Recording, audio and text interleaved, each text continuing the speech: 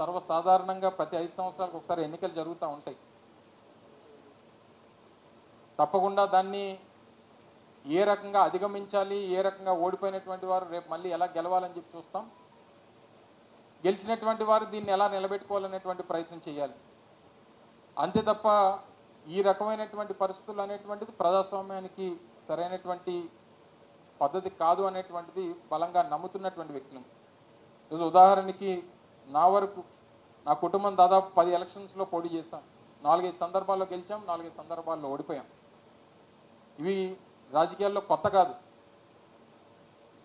రాజకీయాల్లో గెలుపోవటం అనేటువంటిది సర్వసాధారణంగా జరిగేటువంటి ప్రక్రియ. ఓడిపోయినటువంటి వాడు బలహీనుడు కాదు, గెలిచినటువంటి వాడు బలవంతుడు కాదు.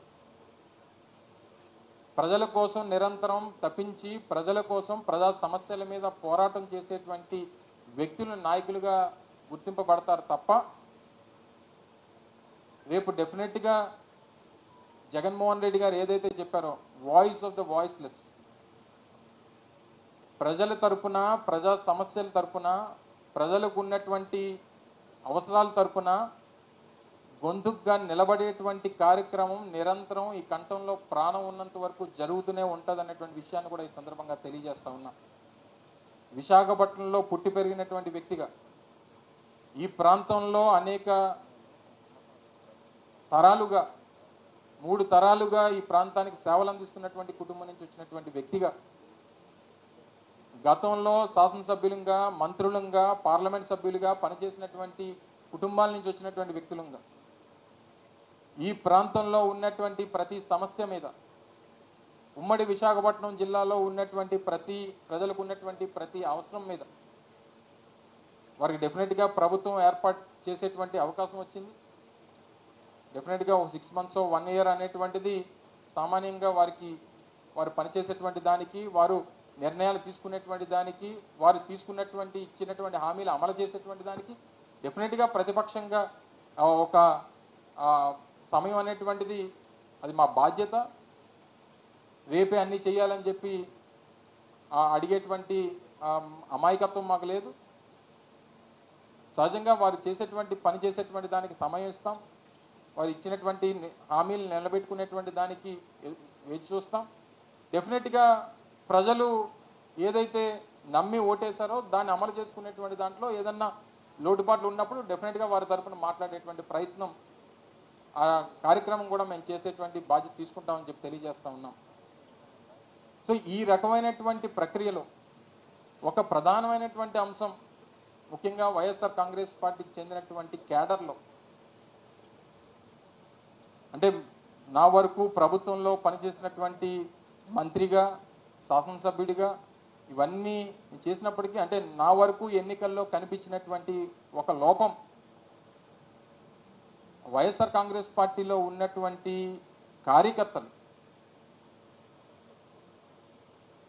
ఎందుకంటే వ్యవస్థలో తీసుకొచ్చినటువంటి మార్పుల్లో జగన్మోహన్ రెడ్డి గారు ముఖ్యమంత్రిగా వారు తీసుకున్నటువంటి నిర్ణయాలు, వ్యవస్థలో తీసుకొచ్చినటువంటి మార్పులు, ఈ సంస్కరణలో భాగంగా వైఎస్ఆర్ కాంగ్రెస్ పార్టీ కార్యకర్తల్ని వారికి ఇవ్వాల్సినటువంటి గౌరవం ఇవ్వలేకపోయామేమో అన్నటువంటి ఒక ఆలోచన నాకు వ్యక్తిగతంగా, నేను ఎన్నికల్లో ప్రచారం చేసినప్పుడు కానీ లేదా మంత్రి హోదాలో నేను పనిచేసినటువంటి సందర్భాల్లో కానీ కార్యకర్తలతో మాట్లాడినప్పుడు కానీ ఉన్నటువంటి మాట, రాష్ట్ర వ్యాప్తంగా ఉన్నటువంటి మాట వాస్తవం.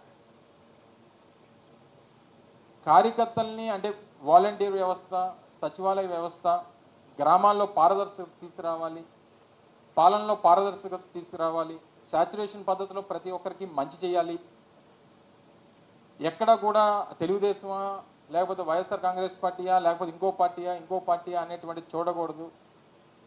అంటే ఒకవేళ మన పార్టీ నాయకులు అయితే ఆ పరిస్థితుల్ని దానికి ఏదన్నా తావిస్తారేమో అనేటువంటి ఒక ఆలోచనతో ముఖ్యమంత్రి గారు ఆ రోజు ఈ వ్యవస్థను తీసుకొచ్చి మార్పులు తీసుకొచ్చేటువంటి క్రమంలో వైఎస్ఆర్ కాంగ్రెస్ పార్టీ కార్యకర్తలను కాస్త నెగ్లెక్ట్ చేశాం అనేటువంటి మాటను అంగీకరించాల్సినటువంటి అవసరం ఉంది. వ్యవస్థల్లో మార్పులు తీసుకొచ్చేటువంటి దాంట్లో నాయకత్వాన్నో కార్యకర్తలను నెగ్లెక్ట్ చేయాలనేటువంటి ఉద్దేశం కాదు. ఈరోజు ఉదాహరణకి ఒక పెన్షన్ ఇవ్వాలన్నా, ఒక రేషన్ కార్డు ఇవ్వాలన్నా, లేదా ఒక ఇళ్ల పట్టా ఇవ్వాలన్నా లేదా ఇంకొక పథకం ఇవ్వాలన్నా ఆ గ్రామాల్లో ఉన్నటువంటి సచివాలయం దగ్గరకో వాలంటీర్ దగ్గరకు వెళ్ళేటువంటి పరిస్థితి ప్రభుత్వంగా మేము తీసుకొచ్చాం తప్ప సహజంగా కార్యకర్తల్ని బలోపేతం చేసేటువంటి దానికి ఇవన్నీ కూడా దూరం అయిపోయాయి. ఎందుకంటే పూర్వం రోజుల్లో ఒక పెన్షన్ కావాలన్నా, ఒక రేషన్ కార్డు కావాలన్నా, ఒక పథకం కావాలన్నా, ఒక ఇళ్ల పట్ట కావాలన్నా గ్రామాల్లో ఉన్నటువంటి నాయకత్వం దగ్గరికి వచ్చేవారు ప్రజలు, గ్రామాల్లో ఉన్నటువంటి నాయకుల దగ్గరికి వచ్చేవారు. కానీ జగన్మోహన్ రెడ్డి గారు తీసుకొచ్చినటువంటి సంస్కరణలో భాగంగా సచివాలయం దగ్గరకో వాలంటీర్ దగ్గరకు వెళ్ళేటువంటి పరిస్థితి తీసుకొని వచ్చాం. తద్వారా గ్రామాల్లో ఉన్నటువంటి నాయకత్వం కాస్త వీకెన్ అయింది అనేటువంటిది గ్రౌండ్ లెవెల్లో ఉన్నటువంటి వ్యక్తిగా డెఫినెట్గా నేనైతే దాన్ని పూర్తిగా నమ్ముతాను. సో డెఫినెట్గా కార్యకర్తల తాలూకా, ఎందుకంటే 2019లో వైఎస్ఆర్ కాంగ్రెస్ పార్టీ గెలవడానికి 2009లో రాజశేఖర రెడ్డి గారు మరణించిన తర్వాత 10 సంవత్సరాల పాటు ప్రజల్లో పోరాటం చేసి అనేక ఇబ్బందుల్ని ఎదుర్కొని 10 సంవత్సరాల్లో పార్టీని ఈ స్థాయికి తీసుకుని వచ్చి 2019లో ఒక గొప్ప మెజారిటీతో జగన్మోహన్ రెడ్డి గారు అధికారంలోకి వచ్చినటువంటి దానికి కారకులైనటువంటి వారు, పునాదులైనటువంటి వారు. డెఫినెట్గా ఆ కార్యకర్త, వైఎస్ఆర్ కాంగ్రెస్ పార్టీ కార్యకర్తలు ఏ రకంగా పార్టీకి పునాదులుగా ఉన్నటువంటి వారిని మనం తీసుకున్నటువంటి నిర్ణయాలు డెఫినెట్గా ప్రజాస్వామ్యంలో ప్రజలకి మంచి చేయాలనేటువంటి ఉద్దేశంతో జగన్మోహన్ రెడ్డి గారు చేశారు. తద్వారా అర్థం చేసుకుంటారనేటువంటి ఆలోచన పార్టీ నాయకత్వానికి మాకు ఉండేది. కానీ దాన్ని డెఫినెట్గా వారు అనుకున్నటువంటి దానికి రీచ్ అవ్వలేకపోయాం అనేటువంటిది కూడా బలంగా నేను నమ్ముతా ఉన్నా. సో దాన్ని ఏ రకంగా ఓవర్కమ్ చేయాలనేటువంటి దాంట్లో కూడా పార్టీ పూర్తి స్థాయిలో పెద్దలు జగన్మోహన్ రెడ్డి గారితో కలిసి కూర్చొని ఏ రకంగా దాన్ని ఓవర్కమ్ చేయాలనేటువంటి ప్రయత్నం కూడా పూర్తి స్థాయిలో చేస్తాం. సో ఇవన్నీ ఒక ఎత్తున జరుగుతూ ఉంటాయి. ఇదంతా రాబోయేటువంటి కాలంలో తీసుకునేటువంటి ఆలోచనలు అని చెప్పి మీ ద్వారా తెలియజేస్తూ ఉన్నాం.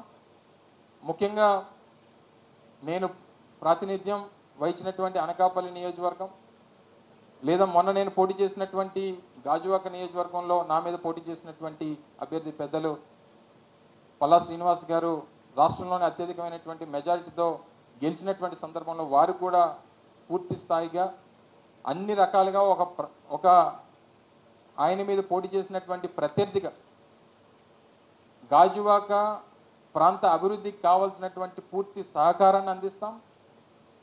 ఒక కన్స్ట్రక్టివ్ అపోజిషన్గా డెఫినెట్గా నిలబడతాం.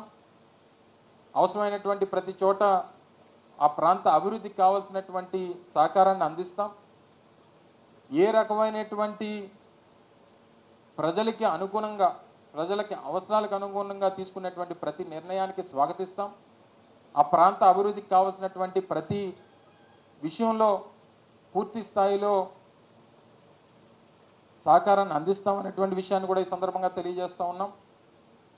కానీ ప్రజా అవసరాలు, ప్రజలకు సంబంధించినటువంటి అంశాలు, ప్రజా వ్యతిరేక